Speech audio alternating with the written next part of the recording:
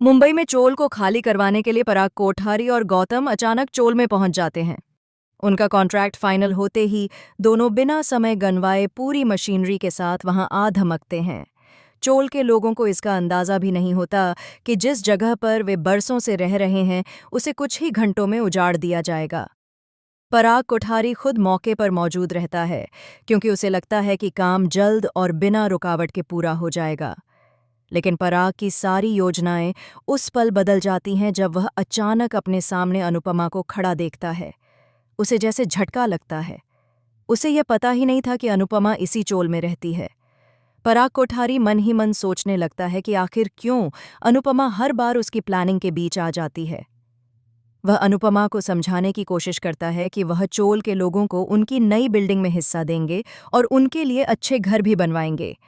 लेकिन अनुपमा उसकी एक भी बात पर भरोसा नहीं करती।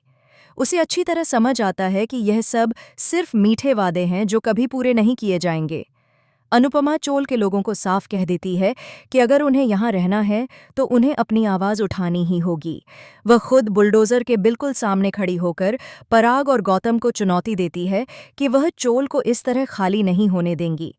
अनुपमा बताती है कि इस चोल पर सिर्फ उसका ही नहीं बल्कि जैसी और अनुपमा तीनों का भी हक है, क्योंकि अब उनका अपना घर भी यही है। वह कहती है कि किसी भी कीमत पर वह इस चोल को टूटने नहीं देगी और इसके लिए वह कानूनी लड़ाई से लेकर सड़क पर संघर्ष तक हर चीज़ करने के लिए तैयार है। इधर गौतम की नज़र सिर्फ प्रॉफिट पर होती है। वह ठान लेता है कि इतने बड़े मुनाफे को वह अपने हाथ से फिसलने नहीं देगा। गौतम पराग कोठारी से कह देता है कि वह इस मामले से दूर रहे, क्योंकि उसे पता है कि इस चोल को कैसे रातों रात खाली करवाना है। गौतम अंदर ही अंदर एक और बड़ी चाल की तैयारी करने लगता है। कहानी में नया मोड़ तब आता है जब पराग कोठारी घर लौट तो जाता है, लेकिन गौतम अपनी गंदी हरकतें शुरू कर देता है। वह चोल के लोगों को लालच देता है, उन्हें डराता है और अनुपमा के खिलाफ भड़काकर उन्हें बांटने की कोशिश करता है। कुछ लोग उसकी बातों में आने भी लगते हैं, जिससे चोल में हलचल बढ़ जाती है। अब बात सिर्फ जमीन की नहीं, बल्कि भरोसे, परिवार और इंसानियत की हो जाती है। अनुपमा को संदेह होने लगता है कि इस लड़ाई में उसे अपने ही लोगों का सामना करना पड़ सकता है।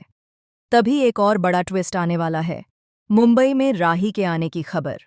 राही अनुपमा का साथ देने के लिए तैयार है और गौतम के खिलाफ खुलकर खड़ी होने वाली है। यह देखकर पराग कोठारी भी असमंजस में आ जाता है। क्या वह सिर्फ बिजनेस के लिए गौतम की हर बात मानेगा, या उसे समझ आएगा कि इंसानियत और रिश्ते हर मुनाफे से बड़े होते हैं? अब चोल में एक ही परिवार के लोग एक दूसरे के खिलाफ खड़े होने वाले हैं, और यह जंग सिर्फ जमीन की नहीं बल्कि अस्तित्व की होगी। आगे क्या होता है, देखना बिल्कुल न भूलें।